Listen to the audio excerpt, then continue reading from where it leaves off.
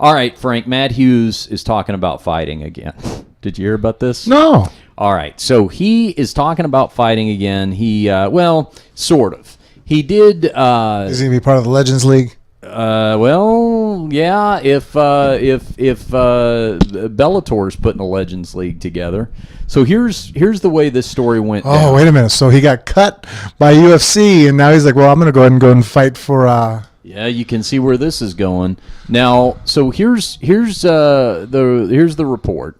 Matt did Joe Buck's show, and he does like a TV show. And the first thing is, I think they're taping for season 3, which is going to air like in the fall of this year. So that's kind of weird when you're taping that far ahead with a fighter. I mean, it's like seems like the interview could be really obsolete by the time you went on the air with it. But anyway, so he apparently said during that interview that he would consider coming back if he knew for sure there was an opponent that he could defeat.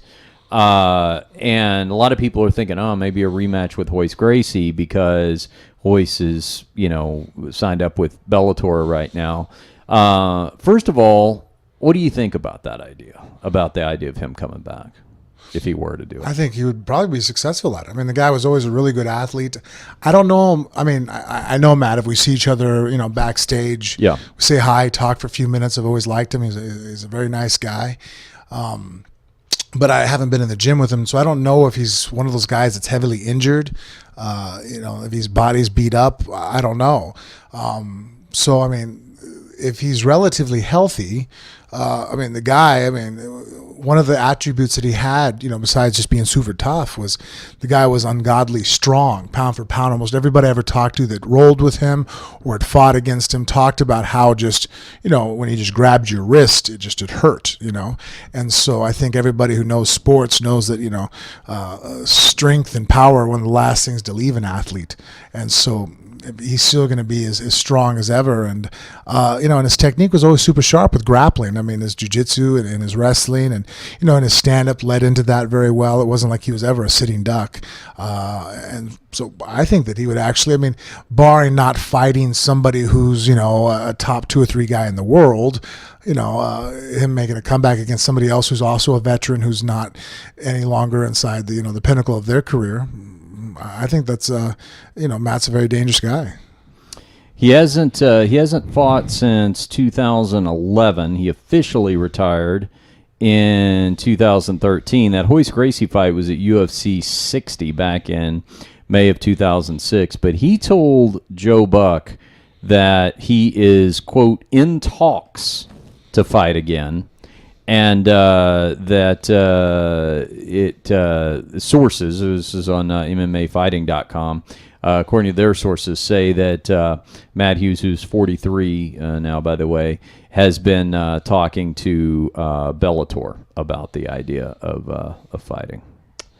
Well, yeah, I actually think he would do really well. I think it'd be great for Bellator. He's a name guy. The only thing that strikes me, when he retired, was that his last fight on his contract? Or did he still have a contract with the UFC for another fight and then retired? I wonder if that could come back to... Interesting. Do you know what I mean? Because if you retire and there's a fight on your contract, you come out of retirement, the UFC might come back and say, well, hold on a second. Right. You still had a fight or two, but you retired, That's interesting. I'm not sure about that. I don't remember the details either. To me, the first thing that came what was to his last fight? Was it Thiago Alves? Is that right? I have to look that up. You got a free phone over there if you don't mind. Mine's busy running the live stream. The thing that came to my mind about this, though, regardless for a second of whether or not he's going to be competitive, is he had that executive vice president deal with the UFC, like Chuck Liddell had. It was rumored to be a 6-figure job that was largely symbolic. Oh, he fought a couple times after Thiago Alves. He then came back. He beat Matt Serra, beat Renzo Gracie, beat Ricardo Almeida, and then he lost to BJ Penn And then his last fight was a loss to Josh Koscheck. Koscheck, that's what it was. I remember that. Yeah, that's I think right. he got knocked out in the second round or the end of the first.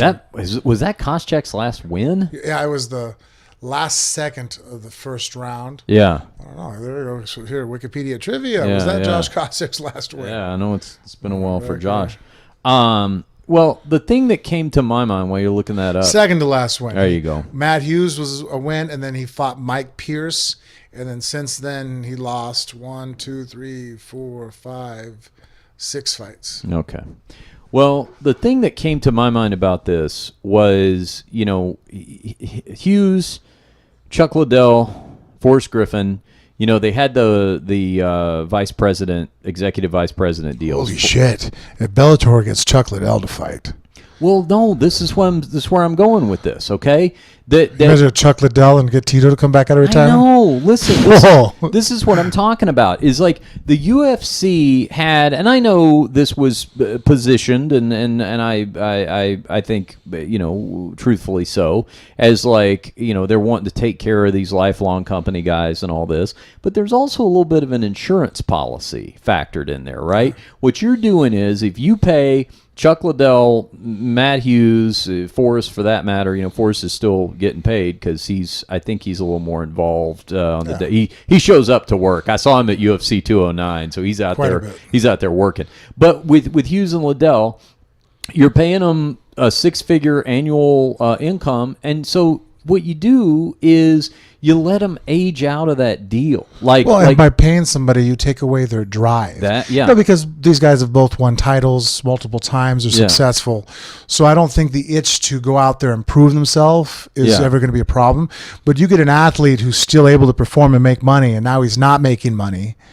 Well, now there's incentive. It's like, okay, well, shit, honey, the bills are behind. We can't go on vacation at the end of the month. You know what? I can go take a fight again. I could go fight. And it's like, oh yeah, but if you pay a guy, then you take out that incentive and that urge to possibly step back in there and fight. Well, you do that, and then let me flip it around for a second, because I'm sure there's some people, because that is true, but there's another side of it where, because some people are probably hearing that and going, yeah, but if you're not hurting for money, then you're probably not thinking that way. But you might, just the competitive side of you might want to do it, but if you're getting 6 figures a year not to fight, so you have to go tell your wife, listen, I want to take another fight, and by the way, I have to forfeit the 6 figures, then they're probably not going to be on board with that. So to me, what you're doing is, you're, as a company, the UFC was, taking care of guys who deserve to be taken care of, but at the same time, buying themselves an insurance policy that these guys are going to stay company guys. I think you would have been somebody that had this new ownership thing not happen and all that, would have probably been in line for something like this at some point, because they probably would have liked to have seen you fight out your entire career in the UFC, and then for the remaining, let's say you even fought into your early 40s, for the remaining 7 years, 8 years, let's just keep going until you're literally physically too old to even think about it. And that, is worth the money that they paid you to make sure that somebody like Bellator wasn't able to trade off of a legend's name. And with this, it seems like that's kind of what they're opening themselves up for, right? Yeah, that's huge. If Bellator goes out, they already have Hughes under contract. I think Henzo's still out there too. There's quite a few matchups that I think people, especially hardcore MMA fans, jiu-jitsu fans, would find extremely intriguing. And, Matt Hughes has a very recognizable name, and he hasn't even been active for the last 5-6 years. You already got 2 pieces to the puzzle in, I know Tito said he's done, but, you still got Tito now able to fight for Bellator. You got Hughes in that fold over there with the Shamrock fight that he just fought. You bring in Hughes, and then, like I said, you just said if you could tempt Chuck Liddell into coming back. It doesn't matter how old they are. It doesn't matter that it's not going to be anything like it was. All that's going to matter is the ratings it's going to do on Spike TV, and I think those guys over there have proven. We would be watching. Yeah, we would. We'd be talking about it. It hasn't even occurred, and we're talking about it. it just seems like, and we've had this WME IMG discussion a number of times here on the show, and to be honest, I don't know. For all I know, there's a couple of guys in that company that are lifelong UFC fans, and they know even the most obscure names. But my instinct, Frank, is that these are all accounting decisions. We paid a lot of money for this company. We need to lower costs. We need to try to make back some of this money as quickly as we can. So everything is probably translating, as it does in the corporate world, to that kind of shorter term picture as opposed to longer term. And what's getting lost in the mix is, oh, you mean if we only pay out this guy for another 4 or 5 years and have him be a brand ambassador, then we don't have to worry about him trading on a legendary name over at our rival's organization. I think there's just some I think there's some softballs being tossed their way.